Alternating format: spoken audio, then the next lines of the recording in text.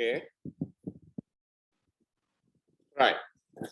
So welcome to this becomes actually the 11th session. So I apologize for yesterday I had to go away for to attend an emergency. So hopefully none will come up today, right? So now we have been doing the principles of management of labor. So the next important principle of management of normal labor is how do we monitor the progression of labor? Okay, how do we clinically go about the progression of labor, right? So remember, there are by looking at a woman, right, unless of course she has absolute contraindications for a vaginal delivery, okay, by looking at a woman we cannot tell her or tell beforehand whether she will deliver or not, because there are several things in labor that is not there during the antenatal period. What are these important things that determines whether she can deliver or not? Number one, the uterine contractions, right? Sorry.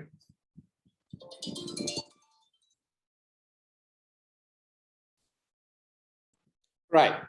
So the first thing that is there in labor are uterine contractions. So beforehand, we cannot look at a woman and say, okay, this woman is going to have very good contractions. So to deliver, the woman needs to have good coordinated contractions, right? So that is only present in labor. Number two, the head, the fetal head needs to mold well. What is molding? Molding is to enhance the delivery. What happens is when the baby comes down the birth canal, the head sort of changes shape, right? And it is able to decrease or make its diameter smaller. How does it do that? One parietal bone slips under the other parietal bone, okay? And the frontal bones will slip under the parietals. And the occipital, right? Occiput or the bone, occipital bone, will slip under both parietals. Do you understand? So you have, you have two frontals, which is divided into two. You have two parietals and one occiput, right? So what happens is the parietals will slip under each other, and the frontals and the occipital bones will slip under the parietal. So basically the head can mold, that is called molding. And then that will, so if the baby's head does not mold well, there is a possibility that the labor might be difficult. The third most important thing that is there in labor is that the pelvic joints can stretch, right, which is called the pelvic give, okay? So when labor occurs and the contractions occur, the pelvic bones will stretch slightly and thus increase the diameters of the canal. Do you understand? So all these three are existent only during labor, and therefore we cannot look at a woman and say this woman might deliver or not. So the woman needs to be assessed along the labor or during the labor and not in the antenatal period, right? So the measurements that we used to do, like pelvic measurements or pelviometry, right, is not very effective because we are just measuring just the physical dimensions, and has not been found to be very effective to predict whether a woman can deliver or not. Is that clear, children? So therefore, it is very important for us to assess the patient very regularly during labor and find out how the labor is progressing. So what are the parameters or what are the things that we want to look at when we assess labor? Labor assessment is in different, there are several points in which you need to note down or say, right? These same parameters can be recorded on a partograph. Or what is a partograph? A partograph is a graphical representation of the process of labor, right? So therefore, a partograph or partograph can be maintained, right, during labor, but you need to understand what the parameters are that goes into that. So what a partograph does is it reflects the maternal condition, it reflects the progress of labor, and it reflects the fetal condition. Those are the three important things that the partograph will represent. Is that clear, children? Right. So we'll leave that aside for the moment and let us concentrate on how, as house officers or intern houses or doctors in charge of the labor ward, right, is able to measure the progress of labor. The first important thing which you look at are the parameters or the facts that we can get from the abdomen of the patient. Second set of observations or information which you gain are from a vaginal examination, right? So by combining these two, we can assess the progress of labor if we do it at timely intervals. Okay, right. So what do we check in the abdomen? Number one, we check the uterine contractions. Okay, so how do you check the uterine contractions? If it can be done by looking at an instrument, which is the cardio tachograph, and the tacho part is the other contractions. Okay, tacho means contraction, or sometimes it might mean uterus. So therefore, what you do is you look at the graph, and the graph will tell us how the uterine contractions are going on and how frequently they do come. Okay. The other hand, we can gain the same information by keeping our hand on the abdomen. The tightening of the uterus will tell us the start of the contractions and how long it goes, right? So normally we would expect initially to say whether it is strong, mild, or very strong, right, or average. It's very those. If you keep the hand on the abdomen, it is very, very subjective. However, if you do a tachography, right, and if you put the tacho probe on then of course we'll be able to, if you zero the machine initially, then we will just have a percentage like 100%, 70%, 40%. So we will have a sort of idea as to how strong they are, right? But to keep the hand on the uterus or the abdomen and then measure, it's extremely subjective. But of course, very experienced midwives, people who have been trained to look at it, can tell us whether it's a very good contraction or not. And normally good contractions will continue for about 30-40 seconds, but never more than 1 minute. So they continue for a long time, right? Mild contractions go off very quickly. Okay, so that is, so when we assess the labor, first thing we need to find out is how many contractions there are and whether they are mild, moderate, or very good contractions. Got it? So that's a clinical assessment. And number one. So what do we expect in early labor? Maybe 2-3 mild contractions starting off. As labor progresses, we would expect 4 to 5 very good contractions in 10 minutes. What does that mean? Each contraction should last about 30, 40, 50 seconds. And there must be about 2-3 minutes of relaxation in between. Another very good contraction, 1 or 2 relaxations, another good contractions, 1 or 2 relaxations, right? Because during these relaxations, the baby gets his blood flow. Remember, the uterus has 3 layers. The middle layer crisscrosses like this, right? The muscle fibers crisscross. And through this comes the blood vessels. So during contractions, what happens is the blood vessels will get crushed, okay? And the blood flow to the placenta will stop. However, because the placenta has a placental reserve, then of course, the baby will not feel a very good placenta with a very good placenta reserve. The baby is not going to feel the contractions very much because the placental reserve will keep on supplying the baby with good oxygenated blood, right? However, if there's a compromised placenta, right, when the blood flow gets cut off to the placenta during the contraction, then of course the baby will feel it, and then you might have problems with the baby's oxygenation, which may be reflected in the CTG at that point of time, right? Then the same mechanism will prevent a postpartum hemorrhage, because after the delivery, the uterus will contract into one prolonged contraction, right? And it provides instantaneous clamping of all the vessels to the placenta. As you remember, the placental surface will get about 500-600 milliliters of blood per minute when the baby is inside, right?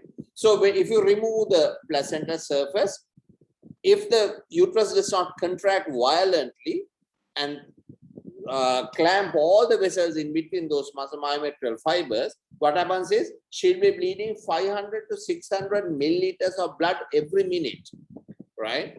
And for her to reach the critical level of 40%, 50% of her total blood loss, it won't take long. As you understand, there's maybe about between 3 and 3.5 and 5.5 liters of blood in a person's body, right? So if you lose starting 500 ml per minute, right, then in 2-3 minutes or 4 minutes, 5 minutes, you would have already passed the level where it is difficult to salvage the womb. Is that clear?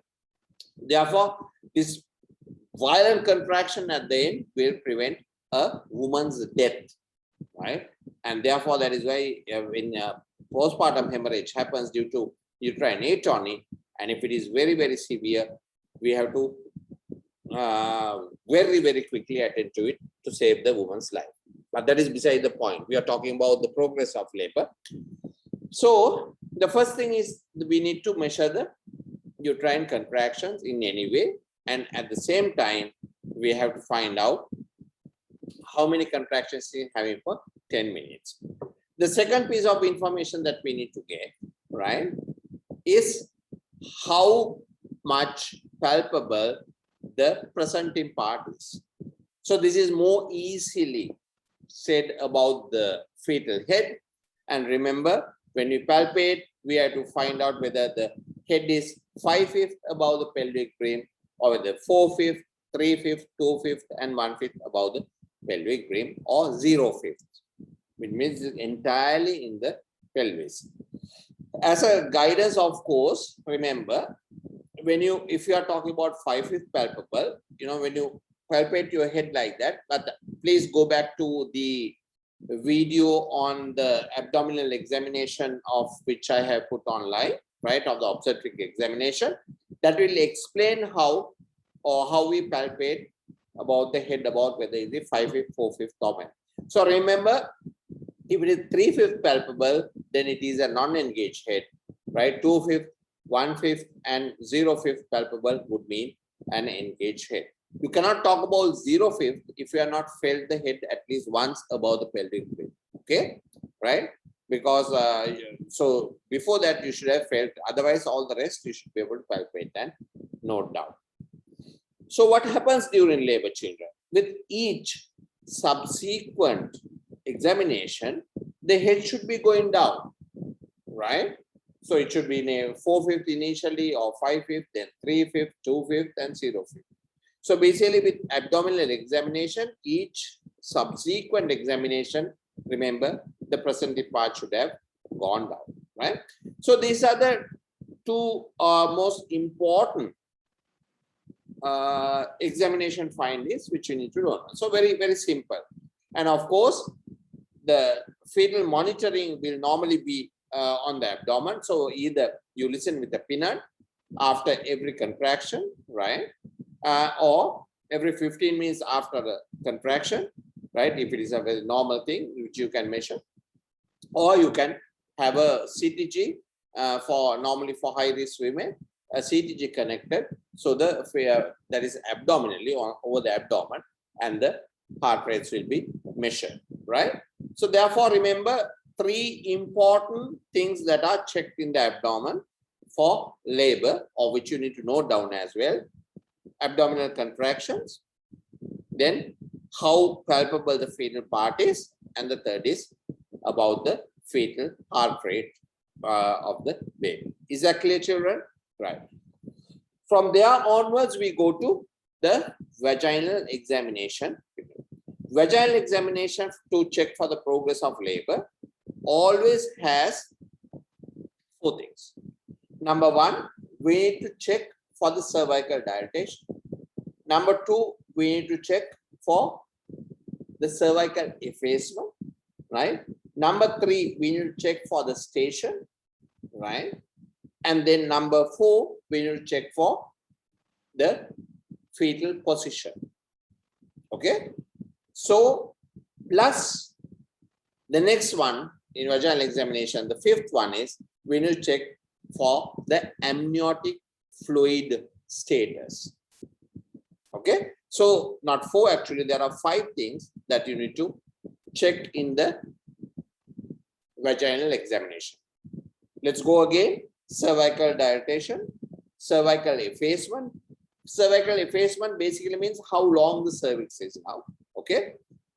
Station, that is in relative to the ischial spines where the presenting part is, right? It may be the breech or it may be the head, because we are talking about normal labor. Okay. So, and then the 4th thing is the position, right? Commonly, we need to think about the fetal head and not the breech, right? Because that is the easiest way to judge the position. And then the 5th thing is the status of the amniotic fluid. Okay. So those are the 5 things. So let's go over each of those. Number 1, cervical dilatation, right? Now, children, yeah, let me just plug in my thing, this one. So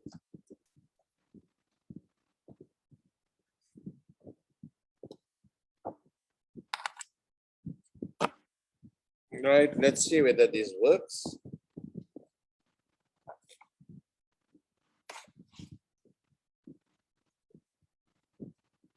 Right, let me share the screen with you all.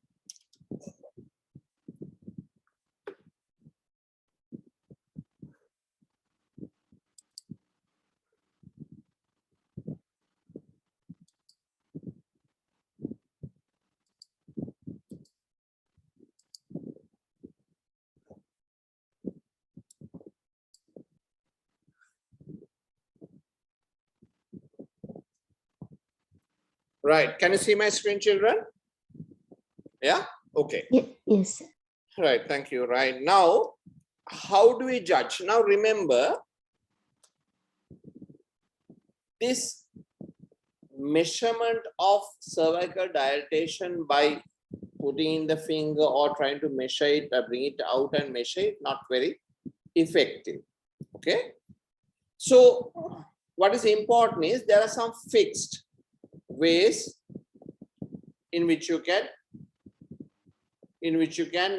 think about the cervical dilation. Number 1, if you cannot put your finger into the cervical os, right, then the os is closed. Okay. Number 2, if we can just put in our finger into the cervical os, that is 1.5 centimeter. If you just measure your fingers, right, and find out this, normally in almost all people, there may be people with very thick fingers, so that is maybe 2 centimeters, but normally it is 1.5 in. Okay. So when you go in and touch the head, it is about 1.5 centimeters. Okay. Then if you can put one finger in, touching the presentive part, can move it slightly, but cannot put the second finger in, then it is about 2 centimeters. Do you all understand? If you can put 2 fingers in, barely, but you cannot move it, that is 3 centimeters. Okay. If you can put 2 fingers in and can move it slightly, that is 4 centimeters. Now we can judge 4 centimeters very well. Beyond that, you have to remember that you have to look for what is left to be objective. Now, if you look at the right, so if you look at the cervical dilatation, that is about from here to here, children, from here to here, we think that this is 10 centimeters. Okay. So remember, it is not always like that. So from here to here does not mean that it is always 10 centimeters. In different women, this diameter can be different. Do you all understand? But we postulate it and we take the 10 centimeter as full dilatation. However, in some women it can be 12, in some women it can be 9, right? In some it can be 13. Do you all understand? So just because we say full dilatation 10 centimeters, that's a very, very average one. What is important is how much of cervix is left. Okay. So what we do after 4 centimeters is try and find how much of cervix is left. So, right. So if we take, right, if we take this one, and here if we feel the head, right, what we do is we place the fingers here, 1 finger and 2 finger on one side. And here, shall we say, we place only 1 finger. Okay. What we do is we take any line across the midpoint. Okay. Doesn't matter where, right? Any line which has the most amount of cervix left, and we just find out across the midline how much of cervix is left. So here, so let's take another different color, I think. Right. Okay. So say here, this is 1 finger, 1.5. You can place another finger here. So how much is left? There is 3 centimeters left here. Here, shall we say we placed 1 finger and there's a bit more left until you get the fetal head. So shall we say there's 2 centimeters left. So 2 centimeters and 3 centimeters here, it's 5 centimeters left. So what is the dilatation? 5 centimeters. Got it? 5 centimeters left. 5 minus 10 is 5 centimeters dilated. Is that clear, children? Say when there's another one, shall we say like this? And you can feel the fetal head here. That's a head, okay? And the cervix that is left is only, shall we say this? This is cervix.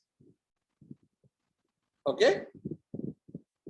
So if you can, say you try to find out across the midline, say midline, in anywhere across the midline, these lines, okay, doesn't matter. Say here you can place, you cannot place 1 finger because some part of your finger will go across the fetal head. Here also you cannot place right opposite 1 finger, only partial fill. So what we do is, we think, okay, here there's only 1 centimeter left. Here there's only 1 centimeter left, right? So what does that mean? In total 2 centimeters left, and therefore the dilatation has to be 8 centimeters. Is that clear, children? Got it? Right. Say we'll take another one. So say this is the, when we do the vaginal examination, you will get sometimes something like that, where, right, only this amount of cervix is left. On the other side, you cannot feel the cervix. This is all head. Okay, so here, shall we say, this is all head. Head, head, head, head. This is all head. Okay.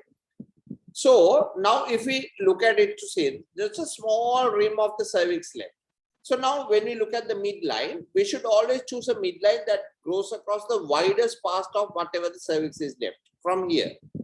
and not from here. If you measure it from through this, then you will see, you will think, okay, it is fully dilated, but actually there's a rim. So when you do a vaginal examination, go right round and try and feel the cervix. So shall we say, we cannot keep the whole finger, but part of the finger can be felt here. Okay, if there is a finger. On this side, nothing. So we will just postulate, because the finger is 1.5 centimeters. So 1 centimeter left. So this is what?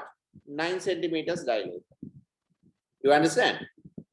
Right? So sometimes we might get something like this.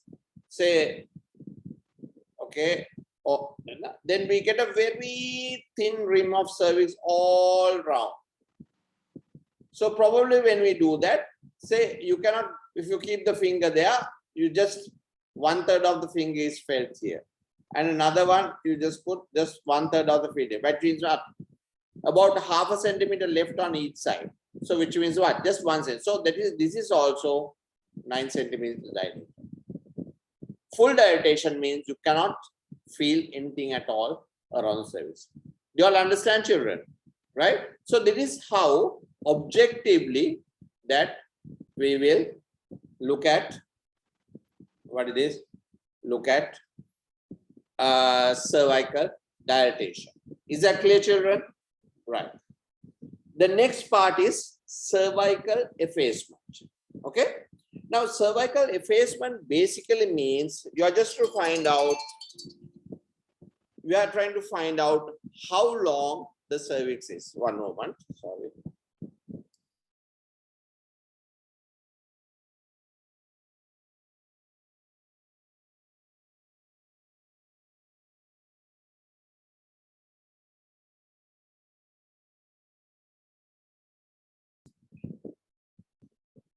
So, effacement means how long the cervix is. Remember, this understanding of saying 50% effaced, 40% effaced is not very logical. Why? Because we normally will not know how long the cervix is initially. Say, if you just write 50% effaced, that is not a very logical way of going. Why? If the initial measurement of the cervix is 4 centimeters long, and if you now find 2 centimeters, then the cervix is actually 50% effaced. Okay? If the initial length was 2 centimeters and now it is 1 centimeter long, again the effacement is 50%. You all understand? So actually it does not give us an idea about the how long the cervix is, unless you note down initially, okay, this is the length of the cervix. Got it? So when a 2 centimeter long cervix becomes 1 centimeter, that is 50% effaced. At the same time, if there's a 4 centimeter cervix that becomes 2 centimeter, that is also 50% effaced. So it is not a very good scientific way of talking about effacement. The best way to speak about effacement is by length. And how do we do that? We try to measure how long the cervix is. And how do you measure that? When you put the finger in, right? First of all, we will put one finger to touch the presenting part, and the other finger, you move along and come to the edge of the cervix. And when you draw it out, what you have here is basically the length of the cervix. Do you all understand? So initially that is possible. Initially it will be 2 centimeters, then it will become 1 centimeter or 1.5, 1 centimeter, then maybe 0.5 centimeter. You write down, okay. Beyond that, what should happen is, what you do is when the head is felt, the cervix will be very thinned out around the baby's head. So you go on the cervix, you come, and then you, like a ridge, and then you fall onto the head. So you can just feel it like a paper. So when it becomes very thin, it will be like just a paper, and that is what is called fully effaced. Okay. So if this is the fetal head, baby's head, right, and you have, say this, shall we say, you have this. Okay. So if the fetal head is like that, that's is not a good thing to hold. It's very difficult. Let me just get a paper or something.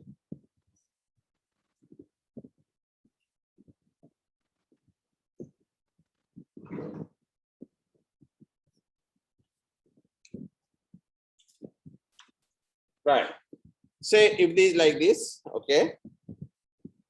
If this is the baby's head and this is the cervix, when you do like that, right, and you come still on the cervix, then you fall onto the baby's head.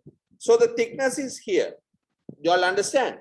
So here it's becomes subjective. Okay, we say, okay, this is half a centimeter. Okay, then it becomes more thin, a quarter centimeter. Then it's very paper thin. There is no ridge at all when you come onto the baby's head, and you call it fully effaced. You all understand, children? Right? So that is how you talk about effacement. So with each subsequent vaginal examination, the cervix must dilate. So you must have more dilated cervix. Okay. With each subsequent examination as labor progresses, the cervix should be more effaced. Because with each contraction, what happens is the cervix will dilate and efface, dilate and efface. And that is how labor progresses. Is that clear? The third thing, which is important, is the station. And what does station mean? The relationship of the babies or fetuses leading or presenting part, right, relative to the ischial spines.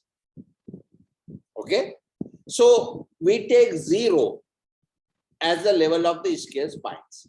So if it is 1 centimeter above the ischial spine, it's -1. If it is about 2 centimeters above, it's -2. It's about 3 centimeters above, it is -3.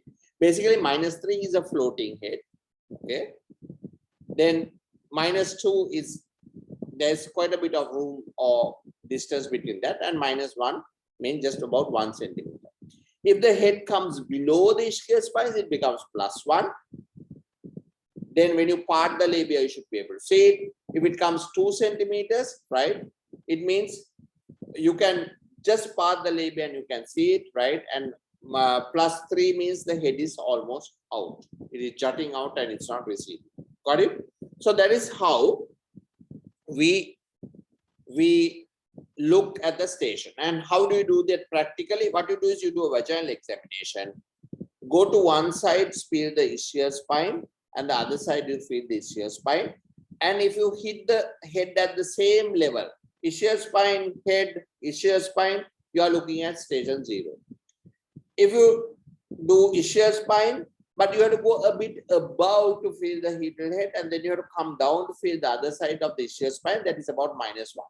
If you go a lot, it is -2, a lot -3. Do you understand?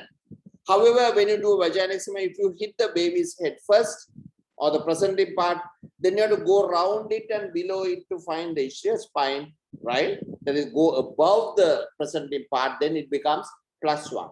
You all understand? Because if this is a head, you feel the head first, so it has come below the ischial spine. Then you have to go around it and then find the ischial spine there. Then of course it has traveled beyond the ischial spine. So it is become +2 and +3. Is that clear? Right? So that is something that you need to talk about, the station. Number 4 is something that you need to understand very much, right? Number 4 is the position of the baby or the fetus, right? Now, position means we are taking a fixed point in the maternal pelvis. It can be the symphysis pubis, it can be the sacroiliac joint, it can be the coccyx, a fixed point, and we find or we relate to that the position of the fetal head.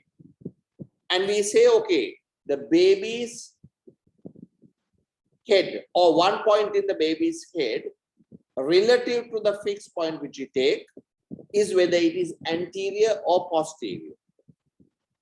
Okay, that is the fetal position. So let's make it simpler. If you take the pelvic outlet like this, right, and you divide it into 2 this way,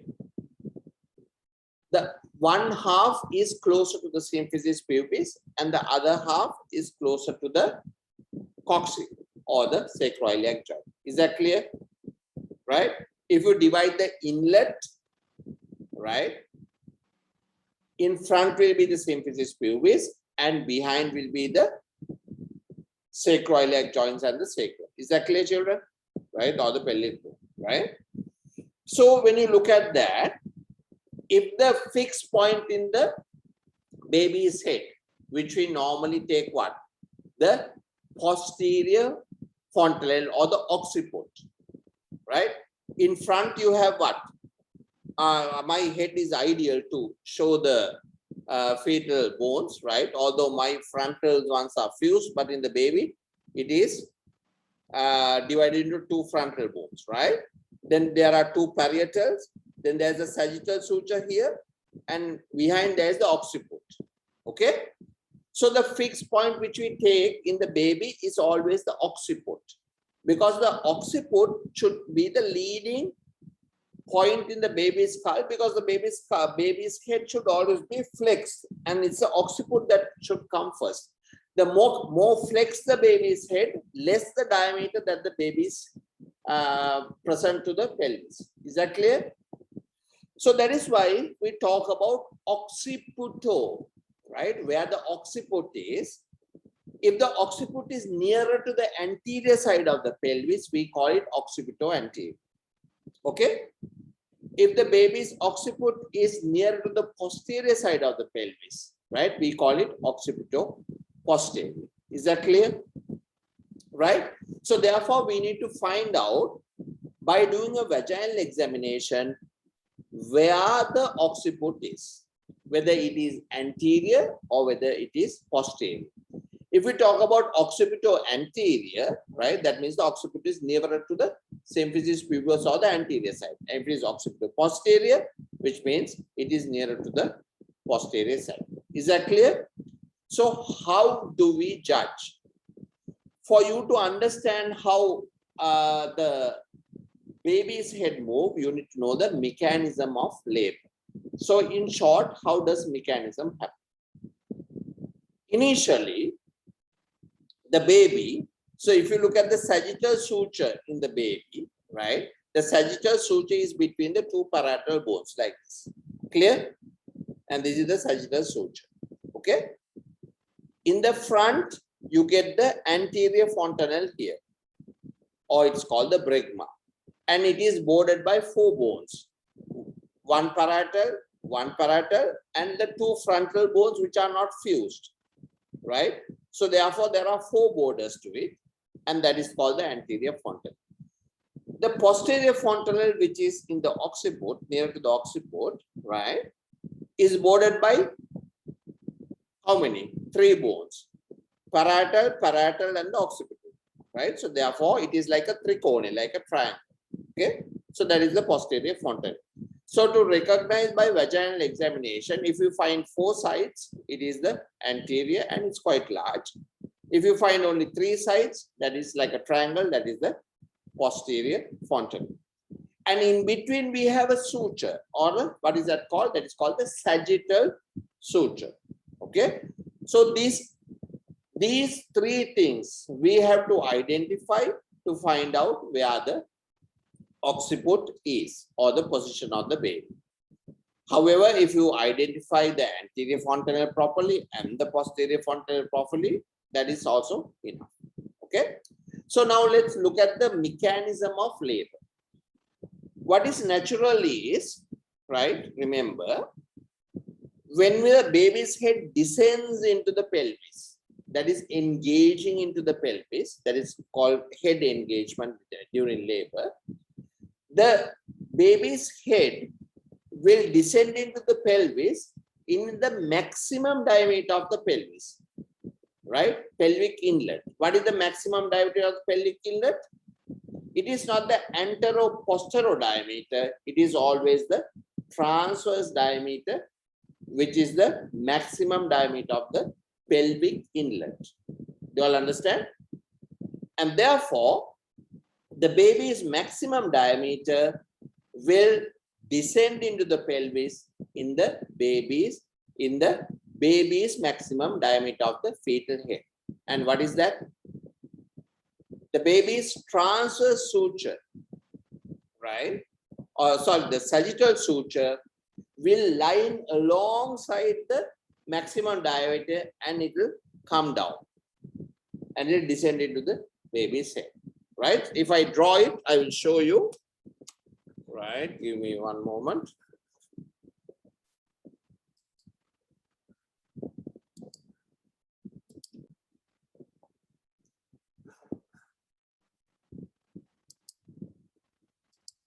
Right.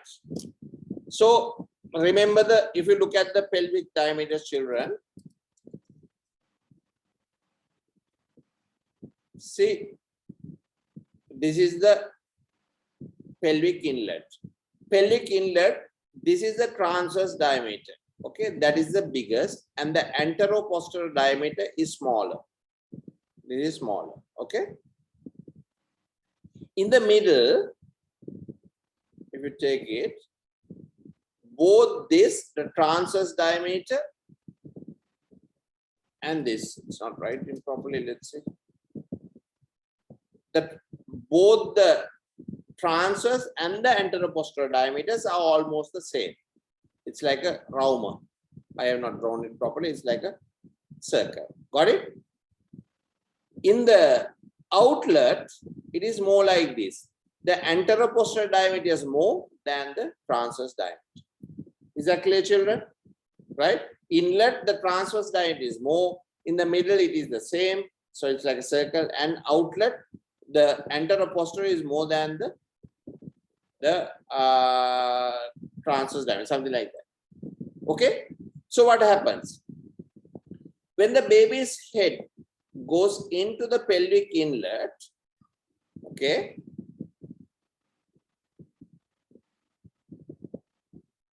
the baby's head descends like that.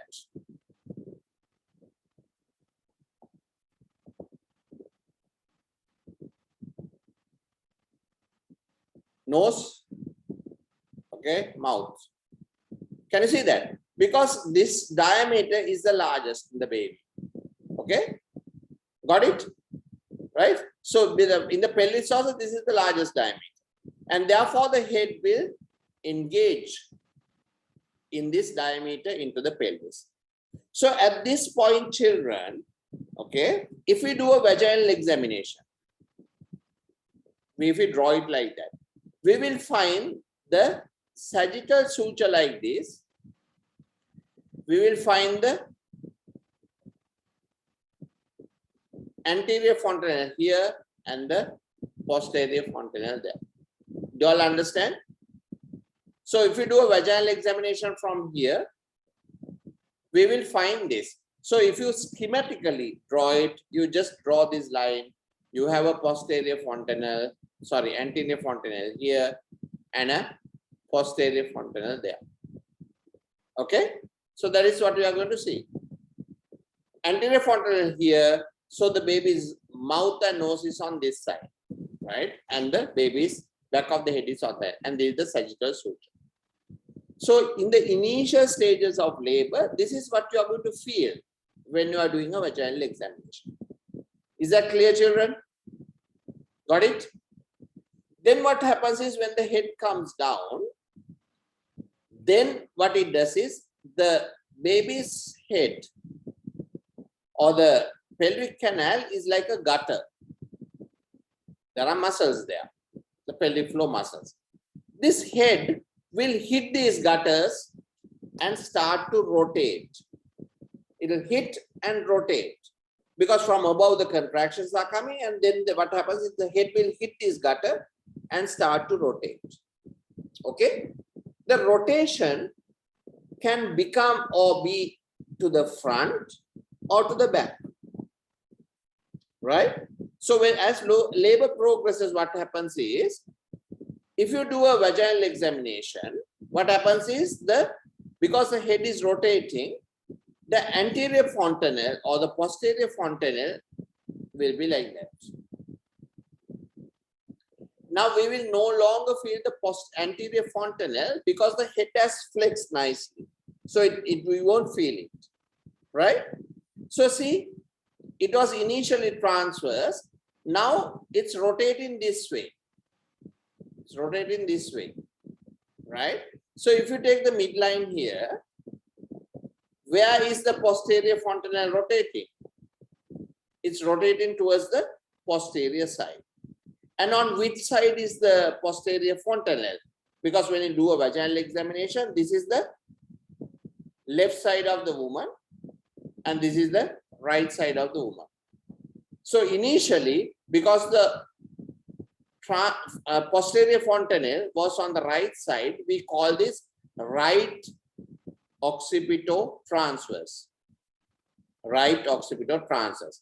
If the posterior fontanelle was the other side, it becomes left occipitotransverse. Do you all understand? Got it? So when it comes down, because the head rotates, right? It's rotating down. So actually it's on the right side, but it is rotated towards the posterior side. So it becomes what?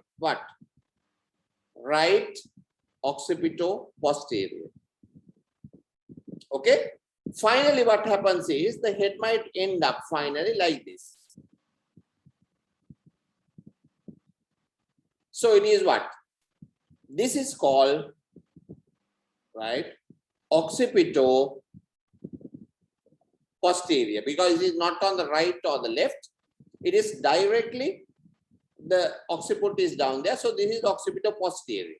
So 20% of the labors at the end will be like this. Okay, or sometimes. But then again, it can rotate to the other side. Do you all understand?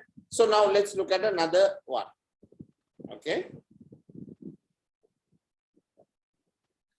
So initially we do a vaginal examination, right? And so we feel the posterior fontanelle and we feel the anterior fontanelle here. So remember, this is the left side of the patient and this is the right side of the patient, because we are doing a vaginal examination looking at the or between the legs. Okay. So basically this position is not left or right. This is called occipito-transverse. Is that clear?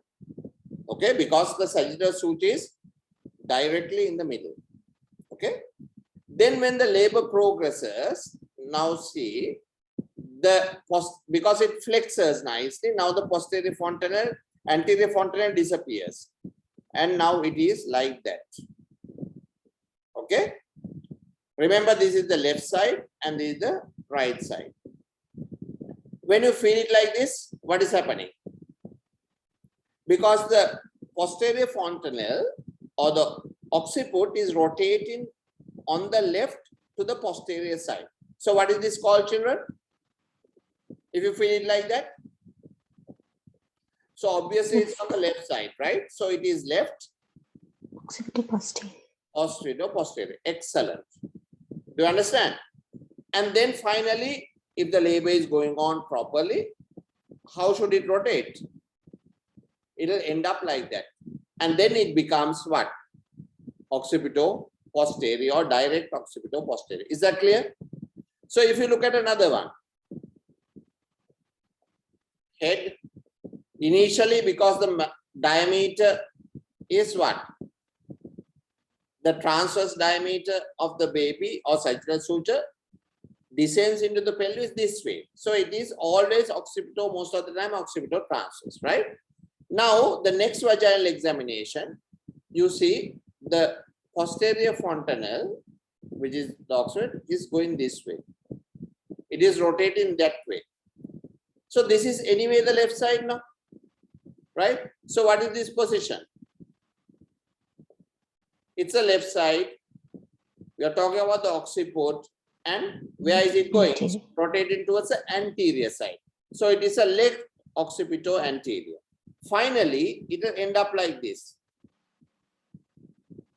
Posterior fontanelle and sagittal suture. Okay? What is this?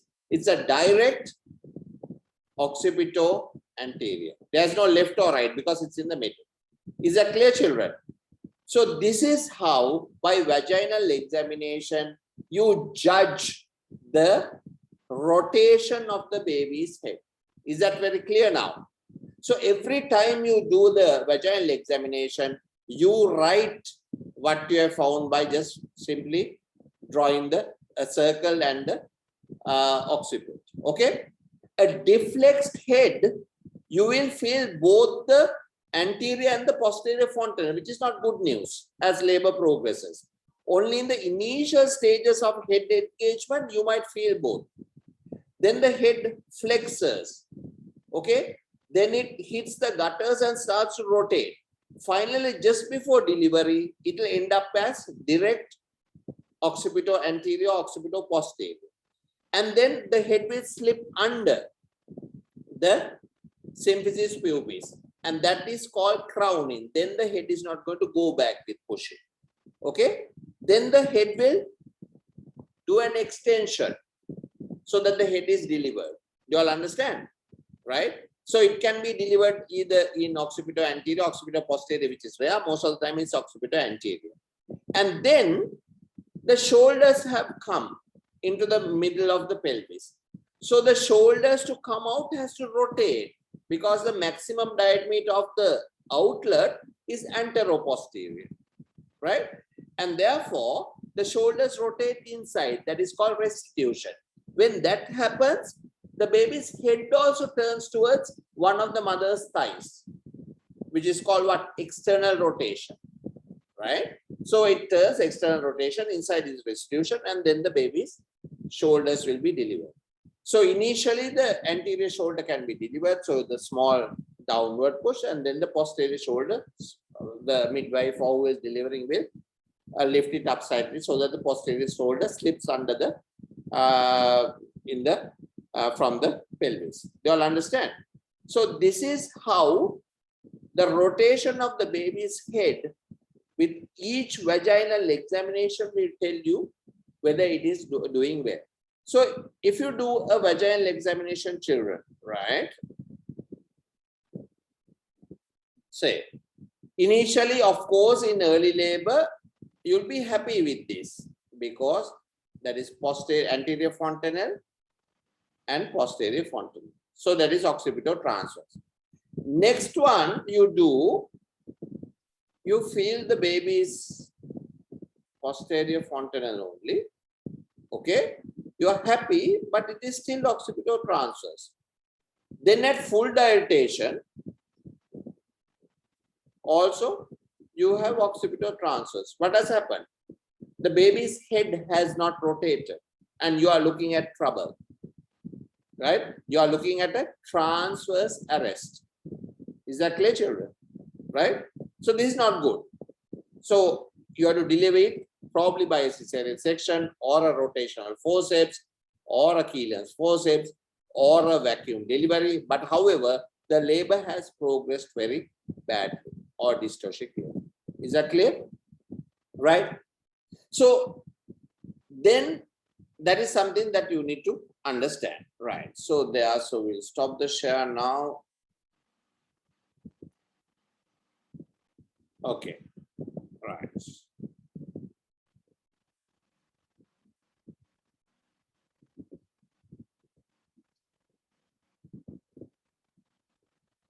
Okay.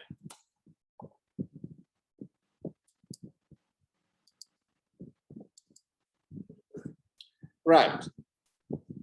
Now, did you all understand how we do a vaginal examination and find out how the labor is progressing? Is that clear? So this is how you need to think about the position and the progression of labor. So now what have we done? We have done the cervical dilatation. We have done the cervical effacement, right? Which you have, say, 2 centimeters, 1 centimeter, half a centimeter, maybe quarter centimeter, and fully effaced, right? And then the cervix will not be filled. That is fully dilated, right? You can't say fully dilated, fully effaced, because you can't find the cervix to talk about effacement, right? When it's fully dilated. So you say just fully dilated, right? And then you talk about the position of the baby's head, and then you talk about the station of the baby's head, and then If you just push the head up slightly, then amniotic fluid will come out and you say whether the amniotic fluid is clear, which is very important. Remember, you say whether the amniotic fluid is clear, meconium stain or blood stain, you need to make a statement about that. If you can't see the amniotic fluid, best to push the head up a bit and see what type of fluid is coming out. Okay, that also gives you some impression as to what is happening with the amniotic fluid. The next few things that you need to do a vaginal examination is you can get an impression about molding. What is molding?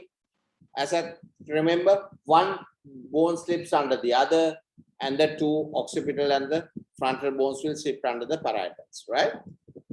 To judge molding, if you put your finger onto the between two sutures, and when you press, if the sutures go apart, there's no molding. Okay, if you have to place your finger and push quite hard for the sutures to cut, that is molding is there, 1+. If you cannot push and get the bones apart, then there is severe molding. You understand? So you can talk about molding that way. So the way to judge molding is to find out whether between the sutures there is space automatically, whether the sutures are between there's absence, which you cannot feel anything, but when you push it parts.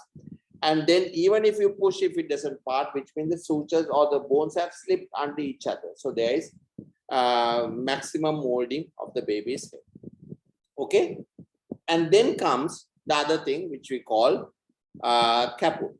So the caput is something that the baby's, because the baby's head becomes very tight, there's venous congestion, and therefore the baby's scalp swells up, and that is called caput. We need to be very, very careful that we are looking to make sure that it's not a very large caput that comes out, because that is where the abdominal examination is very important. If the abdominal examination, the head is 5/5 palpable or 4/5 palpable, right? And we can see the station of the baby's head at +2, then there's something wrong. Why? It is not the actual baby's head that has come out due to the obstructed labor. It is just the caput that has come down, right? And that is something you need to think about when you're thinking about obstructed labor. You all understand? So our abdominal examination must always collaborate with our vaginal examination, right? So if you have a 5/5 palpable head, right, and the vaginal examination, we feel that it is -3 in station, yes, it is compatible. You all understand?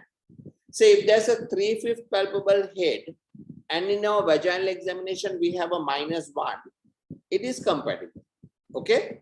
If we have a 2/5 or 1/5 palpable head abdominally, and we have a 0 or 0 station, then that is also compatible. You all understand?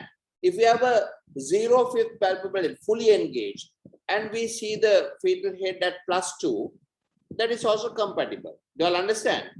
Right? However, abdominally, if we with a 4/5 palpable, and we see +2 or +3 vaginally, what are we looking at? We are not looking at the fetal head. Actually, it's a caput that has come down. And you are happy thinking, okay, that if you just do a vaginal examination, then you are happy thinking, baby is about to deliver. No, baby's head is high up, and you are just looking at a caput. And it's obstructed labor, and the baby can die if you miss that. Do you all understand, children? So abdominal examination first, then vaginal examination, and that those findings is to be compatible. If they are not, all the alarm bells in your brain must ring. There's something wrong. Got it? Right? On top of that, you do vaginal examination, it's occipital transverse. Then of course it is obstructed labor. If it is fully dilated, occipital transverse, 4/5 abdominal palpable, caput at +2, then you are looking at a transverse arrest. You need to deliver that baby, right? Most probably by doing a cesarean section. Is that clear? You cannot pull a baby's head from 4/5 palpable and you see a caput at +2 with the occipital transverse, right? You are looking at real trouble. So it's better to deliver it abdomen. Is that clear, children? Right. So this is how, of course, you need to put molding, and you need to put whether there's molding, and whether you need to put whether there's caput. Caput can be graded in different ways, +2, +3, but don't worry about that. You can just say there's caput, which you can fill, right? A small amount of caput is normal, but more severe caput or thickness is not very normal. Got it? So that is how you ascertain the progress of labor, by doing an abdominal and a vaginal examination. Is that part clear, children? Do you all want? There are some questions. There was slide drops in the connection. Just okay. Please explain caput once more. Well, basically, caput means is venous congestion, because the head comes down. There's a ring. It forms around the baby's head due to the vaginal walls or the muscular walls or the pelvis, and therefore the head blood that comes into the fetal head or scalp doesn't go back, so it swells up. So that is caput. Okay. If there is obstruct, normally there will be a small amount of caput anyway, but if there's obstructed labor and the fetal head stays in one place, the caput will become more and more and more. Okay. So therefore, it is very important for us to understand that what we are seeing in the vaginal examination or feeling as +1, +2 may be simply a caput, while the baby's head is very high up, right? Or 4 to 5 with palpable abdomen. Is that clear? Right? So that we need, this needs to be compatible for us to judge the progress of labor, right? So that concludes the monitoring of labor part, right? And again, if you do, how do you write? So if a proper way of writing it is what? So you see a patient, you put the, on the BHC, you put the line, and what do you say? Abdomen, the cephalic, 4/5 or 5/5 palpable, right? Contractions, 4 in 10, good contractions, or mild or moderate or severe contractions. Then number 3, fetal heartbeat present, right? Fetal monitoring will come later. So that is abdominal. Vaginal examination. Os, say 5 centimeters dilate. Cervix, 0.5 centimeter effaced. Vertex at 0. Okay. Position, you can just draw it or just say right occipital anterior. Okay. Then amniotic fluid, clear. Membranes, you say minus. Caput, not there. Molding, plus. So it's very good. So we are looking at a good progress of labor. Then you come back 2 to 3 hours. Then the plan you need to write when your next assessment is. So at 8 centimeters, you should not be writing in 4 hours. At 8 centimeters, it's, if the baby is progressing, the labor is progressing well, maybe you should assess in about 1 or 2 hours, right? So next assessment, you put the time. Got it? So that is how you measure or check how labor is progressing. All these is converted into a partogram. Today, I'm not going to talk about the partogram. Please go and look at some videos in it, right?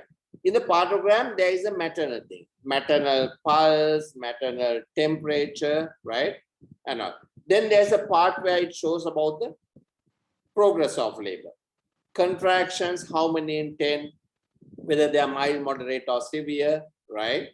Then it will show the descent of the baby's head, that is -3, -2, -1, 0, +1, +2, +3. Then it will show cervical dilatation, right? Which will say how many centimeters, there will be a graph, right? Then it will show cervical effacement is not reflected there. And in some partograms, there will be the position can be recorded. And there will be amniotic fluid, whether it's clear, meconium stain or blood stain, right? Then the fetal heartbeat can be found. You can just draw it on that chart so that those are the fetal. So basically 3 things which you need to. Partogram is not the subject of our discussion today, but I just told you how to get all the parameters, right?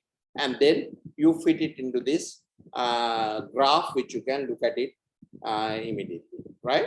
So that is the monitoring of the labor. Okay. So any questions there, children? Because then before I move on to other things. How are the VE findings changing the breech percentage? Yes. So breech, of course, it is sacrum. So we are talking about sacro-anterior and sacro-posterior. So vaginally, you need to feel the sacrum, right?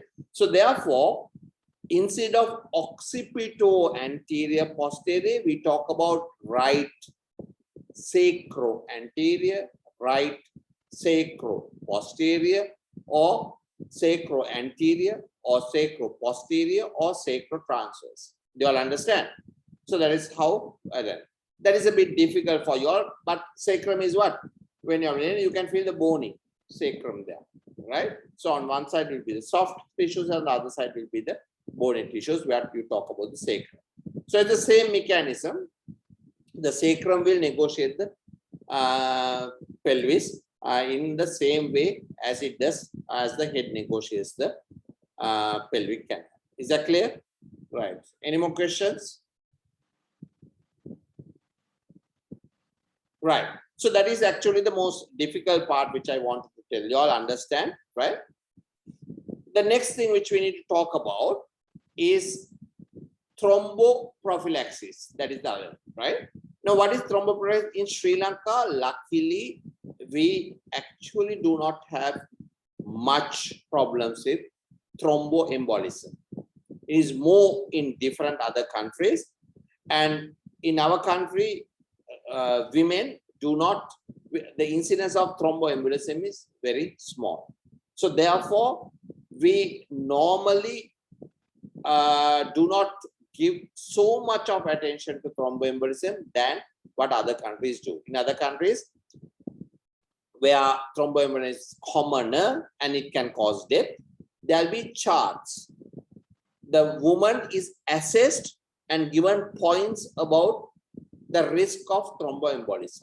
Depending on the score which they get, lot of measures are put in to prevent thromboembolism. Okay. So in Sri Lanka, for genetically, we are not very much, our Sri Lankan women are not very much prone to thromboembolism, and therefore our measures are not as strict as it is in other countries by scoring. What are the measures that are taken? One is thromboembolic deterrent stockings can be worn during labor. Okay. Second most important thing to prevent thromboembolism is to keep her well hydrated without hemo concentration. And the third thing is mobility during labor. The more mobile the patient, we cannot expect, it is advisable for the woman to be very mobile during labor, right? She can adopt any position want, be seated, be standing, be walking around during labor, which is not a problem. And that also prevents thromboembolism, right? So just keeping on bed is not ideal to prevent thromboembolism. The next thing is certain medications can be used to prevent thromboembolism. That is medications that are given for thromboprophylaxis. Okay, low molecular weight heparins, heparin itself, all those can be given carefully, and there are certain protocols in place where it can be continued through labor or continued or started immediately after delivery, or how long it needs to be continued, whether it needs to be continued the antenatal period at the postpartum. So all that protocols are dependent on assessing the woman's risk, the history, right, and looking at the risk factors, each, that is the weight, everything, right, family history, everything, coexisting comorbid factors, all that, and then the protocol for thromboprophylaxis is put in for the woman's chart in each individualized management plan is there. In Sri Lanka, we don't do that more often because we rarely, and that is very luckily, we see thromboembolism in our patients. Is that clear, children? But that needs to be understood. The next principle we are talking about labor is how to use oxytocin. Okay, because if remember when to use. Now there are two understandings. One is we use oxytocin for augmentation. Augmentation is the process is there, but she is not progressing well. And therefore, we will increase if the uterine contractions are not good enough. We give oxytocin to increase the contractions, which is called augmentation.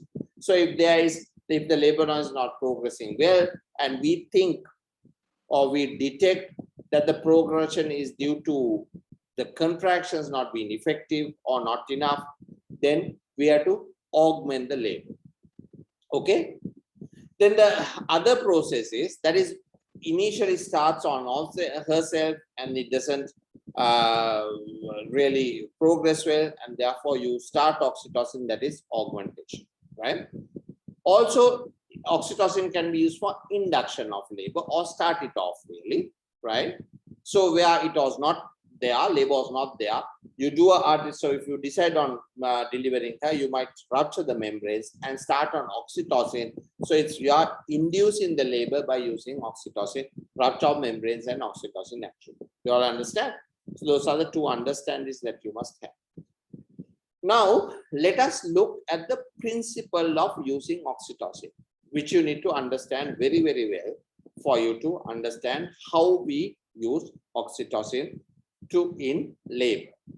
Number one, there is a primary difference in what oxytocin is.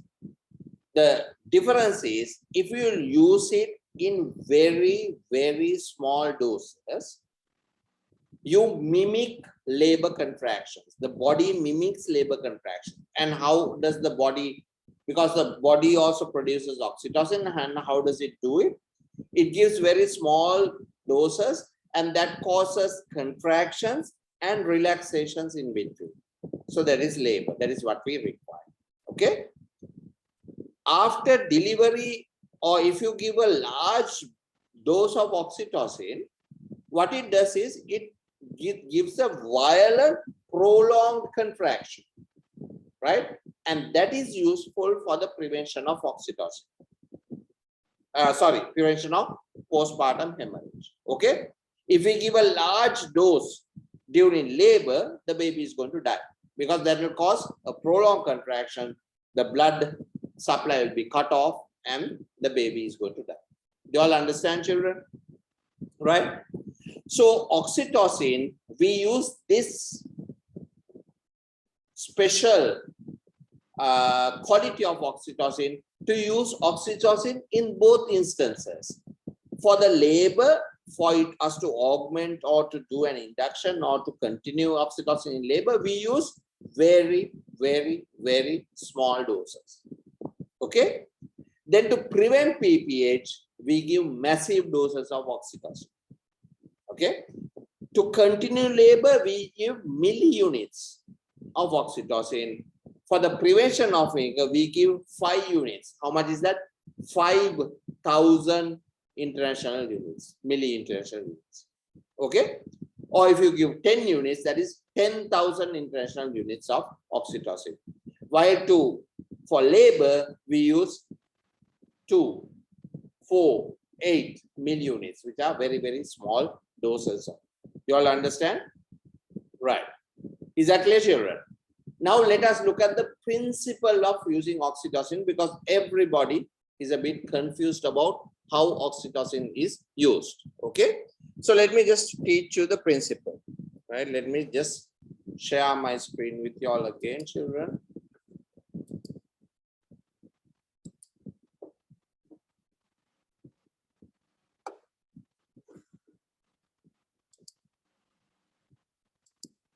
Now listen very carefully. Can you see my board?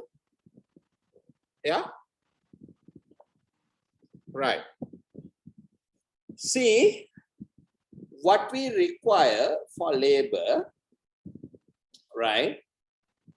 To continue labor, we should start with actually 2 milli-units per minute of oxytocin. Right? Got it? Then we increase this to 4 milli-units per minute. Then we can increase this to 8 milli-units, because what we do is for oxytocin, we double the doses all the time. Then we increase to 16. Then we increase to 32. Then we can increase to 64 maximum.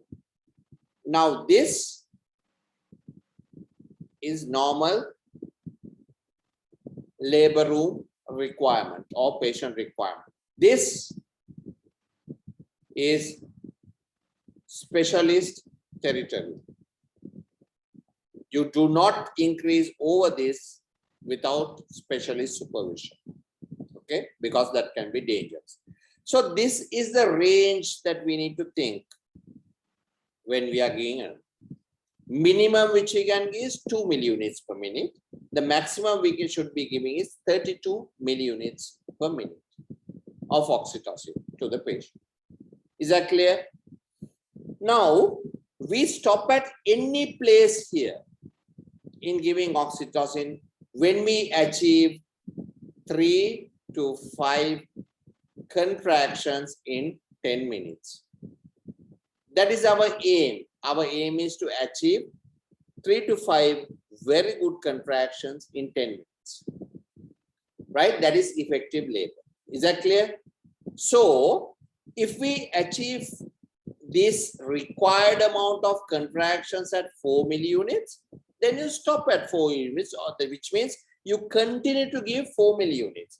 If you are getting hyperstimulation, either you drop back to 2 milliunits per minute or you stop until the hyperstimulation is over. Is that clear? If you achieve what you require at 16 milliunits, then you continue this as long as we have the desired amount of contractions. If the contractions are not enough and we think that it is not enough, then you switch on to a larger dose. Do you understand? So when we start off labor, we start with, say, a certain amount of milliunits. Every 20 to 30 minutes, you double the dose. 4 to 8, 8 to 16, 16 to 32, right? And so on and so forth until you achieve your desired result. Even at 32 milliunits per minute, if you are not achieving a desired result, then you have to get very specialist opinion whether you can increase it further. Got it? Because that is dangerous area. Right. So now let's look at what we do in our labor room, because we do not have syringe pumps for all patients in all hospitals, children, where you'll be working. So how do we commonly do this oxytocin drips, right?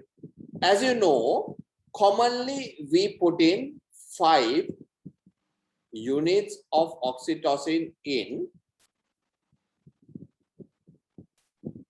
500 ml of normal saline. Is that clear? Okay. So what we are doing actually is we are putting in 5,000 milliunits, right, in 500 ml of normal saline. Is that clear? So if you want to find out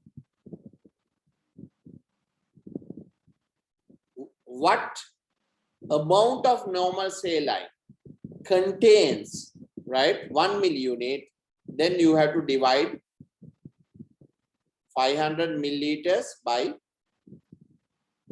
5,000. Am I clear? Right? So what does that mean?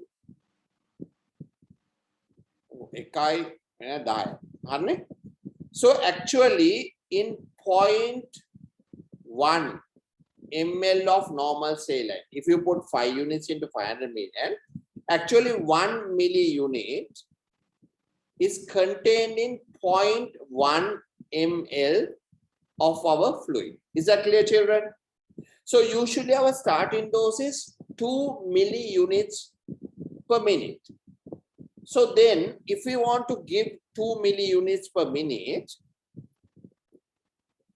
then we actually have to give 0.2 ml of our solution per minute. Is that clear? Right? Now, if you want to double the dose, if you make it 4 milliunits per minute, then actually we need to give 4.4 ml of our fluid per minute. Now we cannot give this by using a drip because we do not have drips, right? That can give 0.2 ml per minute to a patient. That is only possible if we have a syringe pump. Okay. So if we have a syringe pump, we can start with 2 millunits per minute. If you want to increase, we can increase it to 0.4 ml per minute. If you want to make it 8 millunits, then from the syringe pump, you can give it at 8 ml per minute. So in the syringe pump, you have to give 8 ml per minute, 0.8. So if you want to make it 16, you have to give 1.6 ml per minute. And if you want to make it 32, then you have to give 3.2 ml per minute. Is that clear, children? Right? So this is if you are going to give a syringe pump. Now let's look at our commonest scenario which we have. Right? So say, now we know that 2 milliunits of oxytocin is in 0.2 ml of the solution which we make, 5 units in 500 ml of normal saline. Now, in the drip set which we give 5 milliliter, 1 milliliter, right? You know that normal saline, and in the you have a drip set, right? And if you look at the drip set cover, you will find that 1 ml is equal to 20 drops. Which means in the drip set, when 20 drops go in, 1 milliliter has gone. Okay? Is that clear? Now, if 1 milliliter is 20 drops, right? 0.2 ml is what? How many drops, children?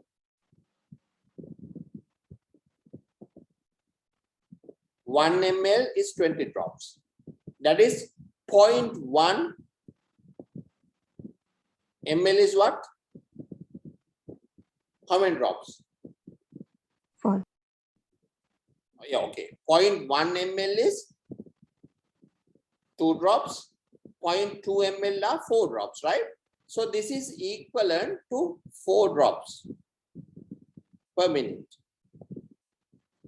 In our drip set, children, we cannot give 4 drops per minute. Is that clear? Unless you use a burette set for this pediatric class. Normally in our labor rooms, we can't give 4 drops per minute. Is that clear? Very clear?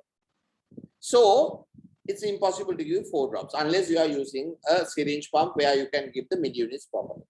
Then let's look at 4 millunits. Can we give 4 millunits? We have to give 8 drops of that solution. Is that possible, children? Not really.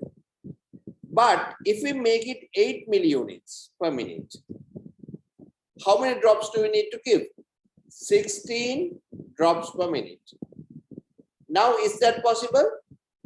It's possible because what do we say? We can arrange it to about 15 drops per minute, which is almost equal to this. So when we arrange an oxytocin drip, which has 5 units in 500 normal saline and with our drip sets, and we adjust it to 15 drops a minute, which we do in our labor rooms, we are actually giving 8 millunits per minute. Got it? So we normally start off with 8 millunits, which is all right to augment or induce our labors, right? Now, when we double this, right, to 32 drops a minute, or shall we say just 30 drops a minute, we are approximately giving 16 milliunits per minute. Okay? When we make it 45 drops per minute in our drip sets, we are actually giving about 24 milliunits. So we have not actually doubled it, we have slightly increased it. Okay? And when we make it maximum at 60 drops per minute, we are actually giving 32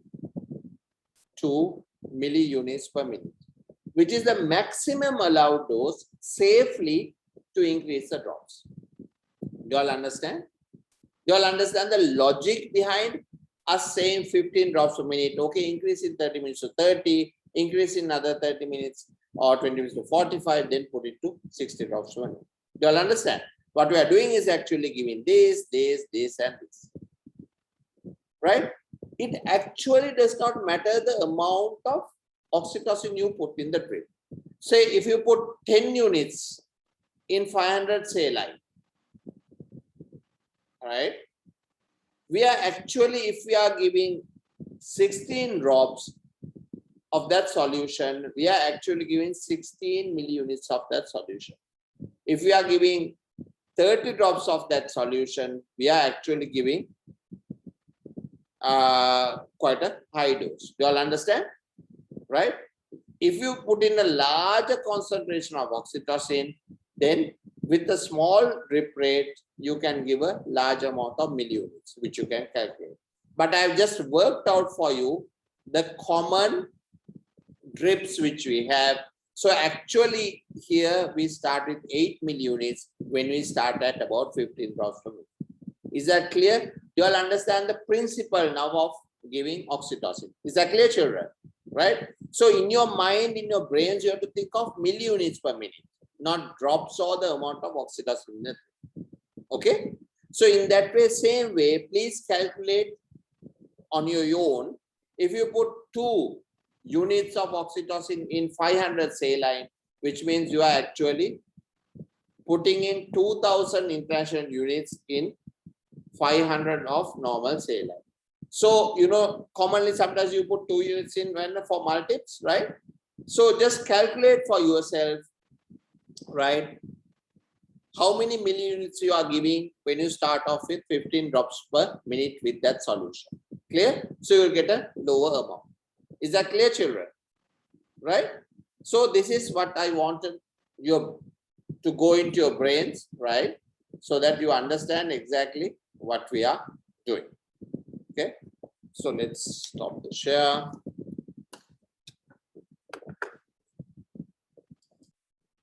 Right. So did that make sense to you all as to why we are using this amount of the way which we use oxytocin? Clear? Right. So that is the purpose or the understanding of or the principle of using these agents, right? So next time you go into the labor room, right, you can, if there's any colleagues around and that they have not come into this class or seen this, then you can ask these interesting questions, right, as to whether they understand the principles of how oxytocin is used. Got it? Right. The next principle which I wanted to talk to you about, I think I've spoken about all the principles, right? So let's get through the principles. Nutrition, then hydration, right? Then nutrition, hydration, thromboprophylaxis. Analgesia. Sorry? Analgesia. Analgesia, monitoring of labor itself, okay? Then use of oxytocin or augmentation, right? So I spoke to you 6, right? Next is the prevention of infection. What do we do for prevention of infection? Remember, the woman needs to be always very clean. Enema is not a must, but it probably is a very good way if you have time, because during the process of labor, every time the fetal head comes down slightly, then she will pass feces, which is very unpleasant sometimes during the labor. So there is contamination. So it's better if we can do it. It doesn't happen all the time. Doesn't happen that way all the time, right? But enema, I think, in my opinion, is quite a good thing if we can do it in time, so that the whole thing remains quite sort of not contaminated. Okay. Then the other things, we need to always keep the perineum clean, right? And then vaginal examination needs to be minimum, right, for assessment, right? For any delivery, any type, we need to make sure that everything is clean, the clothes draped, the stockings, proper drapings done, right? And so that everything is clean without, a contamination. So that is how you try and reduce the amount of infections that can happen, right? So that is a, so these are the things which I wanted you to understand. The next principle of labor, now we have gone through a normal process, and now we have come to the part where the patient delivers. Now, delivery part, now fetal monitoring part I have not spoken about, which I'm going to speak separately. Okay. The next thing which I'm going to do, now we have come to full dilatation. Okay. And in full dilatation, what is the normal which I have spoken to you about? What is the time we allow? On epidural, primip 3 hours. On epidural, multip 2 hours. Without epidural, primip 2 hours. Without epidural, multip 1 hour. What does that mean? It means from the time you record full dilatation, hopefully you do it correctly. At the end of our stipulated time, we need to have this woman delivered. Okay. So this second stage, what is important is you need to understand when to get the woman to push. Right?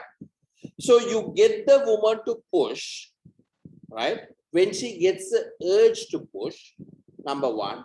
Number two is when the fetal head has arrived at the pelvic floor. And when the fetal head or the placental part has arrived at the fetal head, you can see that the anus will become rounder and it becomes more open. Okay, so which means the pelvic head has arrived, or the head of the baby has arrived. Okay, so therefore at that point of time, right, it is best to get the woman pushing, right? So it can come sooner or later, but remember, since after full dilatation we record that, depending on whether it's on an epidural or not, then we also have to write the time as to when the baby should be delivered or the delivery should be complete. So therefore, what you do is, if our stipulated time is 3 hours, say for a primip on an epidural, then we try to start her pushing by about the end of 2 hours if she has not been pushing. Of course, that time can come earlier, right, if the head has descended, but then normally we would start doing something after about 2 hours of after full dilatation. You continue to let her push for about 30 minutes. At the end of say 2.5 hours, still if she has not delivered, then you start to do something about it, either a vacuum or a forceps, and you try and get her delivered by the end of 3 hours. Of course, you need to expedite things, right, if there is fetal distress or a problem. However, you should not wait until the end of 3 hours and then try another 1 or 2 hours to deliver. Then your whole second stage will become 5 hours, okay, or 4 hours, which may not be very defensible in a court of law. So basically, once you start, or you have already noted down your full dilatation, you have to, of course, these judgments will vary with time and everything, but this is the rough sort of general idea you have to have, right? You start doing something actively, right, about 30-40 minutes before you end stipulated time, and then you get the baby delivered by that point of time. Okay, so this is something which you need to understand. So delivery can be normally, or it can be an instrumental delay. Now once the baby has been delivered, then comes the principles of the third stage of labor. What is that? The delivery of the placenta. Once the cord is cut, then remember, cord clamping must be never less than 1 minute. You have to wait at least 1 minute for the cord pulsations to cease, and then it can go on till about 5 minutes at least, waiting for the cord pulsations to. Of course, if the baby is not doing well, if the baby is cold, if the baby is not crying properly, and if you feel there's a problem, of course, you need to cut the cord and give the baby to the pediatricians. But however, if the baby is pink, crying robustly, and you feel that everything is all right, then you can wait until the cord pulsation ceases for it to. So that is called delayed cord clamping. Is that clear? The next thing is, how do we delay the placenta? Now, what is important is to avoid postpartum hemorrhage, right? So this third stage can be managed in two different ways: without intervention or active intervention. Okay, so you can wait without intervening, or you can actively intervene in the third stage. So each of these have their plus and negative points. Okay, now what is active management of the third stage? Active management of the third stage is when the baby has delivered or when the anterior shoulder has come out. See, when one shoulder comes out, then definitely there won't be any shoulder dystocia, the baby will be delivered. So then you give a massive dose of oxytocin or uterotonic agent at that point, right? Which is normally 5,000 or 10,000 international units, or 5 to 10 units of oxytocin. When that is given, what happens is, say the placenta surface is constant. It doesn't change. The uterine surface, which sticks onto that, is also constant until the contraction. When we give a massive dose, what it does is, of 5,000 international units, the uterus contracts violently. And what does it have? What happens? The uterine surface becomes small, right? So what happens to the placenta? Because the placenta surface doesn't change, and it shears off, galvanizes, comes off. So that is how the placenta is made to detach. Okay, it should physiologically also, it is the same mechanism, but we are giving oxytocin for a more violent contraction. Now when that happens, now the placenta has detached, and how do we see that clinically? There's a deviation of the uterus to one side, there's a gush of blood, and since you are holding on to the cord, there will be lengthening of the cord. And then you understand clinically, okay, the placenta seems to have detached. Okay, now why do we give controlled cord traction? Simply because we have made the uterus contract, okay, violently and artificially. And what happens if we don't pull it out after detachment? We will have a retained placenta. Got it? So therefore, what we do is, to prevent placental retention, we do the pulling. So what we do is controlled cord traction. You all understand, children, the basic logic behind the third stage. So the active management of the third stage will incorporate what? Giving oxytocin either after delivery, there may be different practices, or after the delivery of the anterior shoulder of the baby, right? We give 5 to 10 units of oxytocin. Then we wait for signs of placenta separation, right? Or until the cord passage says, if you are waiting for delayed cord clamping. And then we give controlled cord traction and deliver the placenta. So that is active management of the third stage.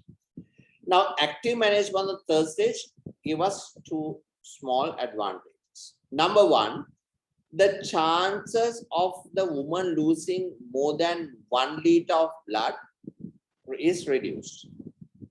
Okay, and the chances of the woman having a postpartum hemorrhage is reduced. That is the advantage of our doing the active management of it. Doing nothing, right, which is physiological, just waiting for everything to come out on its own, right, will slightly increase the chance of postpartum hemorrhage from about, I remember, from about 25 in 10,000 to 49 in 10,000. I can't remember the figures now, right? Basically, for you all, what you have to remember is it increases the active management of third stage will decrease the amount of postpartum hemorrhages and will decrease the amount of the woman losing over 1 liter of blood, right? So those are things you have to remember that speaks for the active management of the third stage, right? So that is the end of the third stage. So once that is done, what you do is if episiotomy is not essential. So if the head is going well and if you manage the labor well, right? Of course, if there's an instrumental delivery, you need to empty the bladder, which is a different discussion. And an episiotomy may be required if you are doing an instrumental. If it is just a natural labor without instrumental delivery, you can give perineal support if you want, and you try and stop the head from extension very quickly, and therefore you can slowly with control you can deliver the baby's head, in which case there may not be tears, but however there can be tears. So if you feel that it is not happening, then of course you can do a episiotomy of the local infiltration. Once delivery is done, then you have to do the repair. Of course, you need to identify whether there are tears, right? Whether if there are tears, you have to suture, and then you need to do a proper episiotomy repair. So you all need to go and find out what are the degrees of perineal damage. The perineal damage is classified. Please go and find out what is classification now, because you may be asked about it. So from minimum, if it's a tear from minimum, then it can go up to the tearing of the bowel mucosa, right? So the degrees are there. So please go and check it out. I'm not going to teach that to you all now. And depending on that, you will need to do the repair either the theater or in the labor ward itself, which you can do. You need to be trained to be able to do a proper perineal repair, and you need to know the degrees of perineal damage. The next thing you need to know, I'm not going to teach you that, right? How to repair an episiotomy, number one. Number two, what is cut during an episiotomy? What the vaginal mucosa, what muscles, what types of muscles. And remember, the episiotomy is normally angled between 45 to 60 degrees towards the right side, starting from the posterior foreshoot, right? There are medial episiotomies, but that is no longer much used because it can extend onto the rectum. Normally, it is angled 45 to 60 degrees, starting from the posterior foreshoot, and then it is angled. And usually, because most of we are right-handed, we tend to give the episiotomy towards the right side. However, logically, there's no reason why we shouldn't give it onto the left side as well. Okay, right? Not two, but one, either to one side or that side. Got it? So that is how then you should be able to suture it. So that please find out what suture material is used, whether it's absorbable or non-absorbable, right? What type of, whether it is polyglactin or whether it is braided or non-braided, right? All that you need to be able to understand, and right? So that is the active management of the third stage, which I have to discuss, right? And then these are the principles which I wanted you all to know about labor, right? Is that clear? So in the subsequent lectures, we will conclude now. I will just answer the question. Subsequent lectures, we will discuss the problems or how specifically different problems are managed, like diabetes, large babies, or intrauterine deaths, right? Then hypertension, right? Preeclampsia, all that we will discuss these problems in labor separately, which we can discuss at a later stage. Then I will also take another one about the fetal monitoring in labor, where we'll be doing the CTG and the other fetal blood sampling, that is scalp sampling, all that we will, and twins and all that. And then another lesson we'll have to talk about postpartum hemorrhage, which is a separate thing, plus other problems that can occur in labor, like maternal collapse, right? Cord prolapse, all those we will discuss in a separate way. So all these are different topics which has to be discussed separately, right? Okay, I'll just take the questions because it seems to be late. Yeah, and we'll see what you have. Oxytocin millionunits per minute to how long? Until she delivers, right? Once you start the children oxytocin, if you are starting it off due to the fact that the labor is not progressing and there are inadequate uterine contractions, you are trying to augment the uterine contractions, then you continue until she delivers, right? However, if she has violent contractions and she is hyper, if there is hyperstimulation, then you will get more than 5 to 6 contractions in 10 minutes. In that case, of course, then you have to either stop, right? And then when you stop, you wait until the contractions are come back to normal, or if it is less than normal, then it's best to start the oxytocin at half the dose which she was in, which gave her hyperstimulation. Okay, say if she was going at 32 millionunits per minute and you get hyperstimulation, then make it 16 millionunits per minute and restart when the effects of hyperstimulation has gone off. Usually it is fetal distress. So if that is settled, then you start at half a dose and see whether you can achieve the 3 to 4 good contractions in 10 minutes. Okay. What's the best time to start a partogram? Now, these are two, that's the question. These are two different things. See, there are patients who come in labor. Okay. And if it's more than 4 centimeters, then when you put her in the labor, you start the partogram. If she's 7 centimeters, you start it with 7 centimeters, right? So I'm not going to go into specifics of a partogram. Please learn that yourselves, right? So you start the partogram if the patient is in labor from the point where she enters into the labor room. However, there's a different set of patients where you induce without them coming in labor. So usually you are looking at a woman, if the cervix has been ripened, say you are inducing them at say 2 centimeters, 3 centimeters, and they are not in active labor.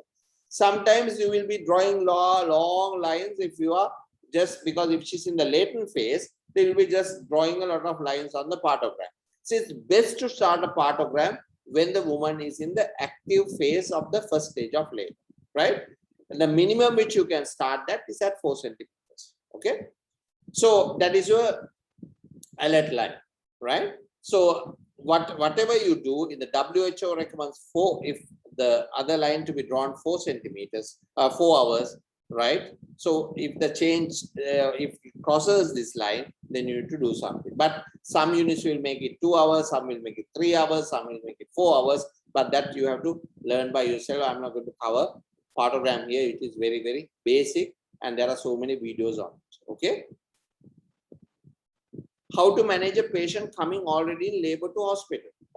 Well, if it is coming in labor and the patient is more than 4 centimeters dilated and in the active phase, please put her in the labor room. Okay. And then you manage the labor the way we just discussed, because we only discuss normal labors. Okay. So these are the principles of management which you need to know. A role of beta receptor agonist in uterine hyperstimulation. Okay. Now, if there's uterine hyperstimulation, there are we can use beta agonists to reduce the contractions, right? What are these beta agonists? There are several of them. Number one, we can try and use, which is expensive, which are oxytocin antagonists, right? Which we don't have in Sri Lanka, number one. However, that can be used if necessary. Second thing, there are uterine, it's not a beta-2 agonist, but it can be used if necessary. Then there is Ritonavir, right, which can reduce the number of contractions. However, it is not commonly found. Then there is salbutamol. However, it gives a lot of side effects like tachycardia and different things, so we hardly ever use. Nitroglycerin may be used, right, in but however, it is rare use. Nifedipine normally we will not use in a labor room usually, because sometimes once we give nifedipine, it is very difficult for us to get the uterine contractions back. So the best way to treat hyperstimulation is stop the oxytocin, hydrate the woman, and wait until its effects go off. Remember, these are milliunits, right? and they are the half-life is very, very short inside the body, and therefore, once you stop the drip, the effects will wear off very quickly, right? So till then, you need to wait. But if there is a prolonged contraction with bradycardia and problems, you can think of these agents, but sometimes they may not be effective. Okay. Next, what is the place in uterine massage in retained placenta? Well, this maneuver, which is uterine massage, can be practiced, but sometimes some use a maneuver which is not recommended at all because it is extremely painful. You get the fundus and all that, you start squeezing, and it's supposed to get the placenta out, which has been described, but please don't do it because it is extremely painful, right? Massage you can, but the problem with the retained placenta is not uterine atony. The problem with the uterine placenta is a sustained hyper, a larger contraction which has happened. It has what is this? A sustained contraction. So massage is not going to make any difference at all. Okay. So do you all understand? Retained placenta is because the uterus has clamped over the placenta and it is retaining, right? So massage is not going to make a huge difference to getting the placenta out. Okay. So massage is good for an atonic uterus to make it contract, but not for a retained placenta due to a sustained contraction. Okay. Right. How to diagnose uterine rupture? Not a topic today. I have a feeling I discussed it at some point, right? However, when we are looking at complicated or problems or emergencies in labor, we will go for uterine rupture as well. I remember talking about uterine rupture at some point somewhere, but we'll discuss that at length because it is an extremely important emergency which you need to know, right? Okay. So looks like we are done with our questions which we covered. Okay. Now I need to ask a question from you all, right? What are we going to do next? Are we going to now? Normally we do obstetrics, then gynecology, right? Do you all want me to continue into fetal monitoring next time, or because I have already done 2 sessions on obstetrics now, or do you want me to do a gynecology topic next time? What do you all want? Can you all quickly type in what you all require?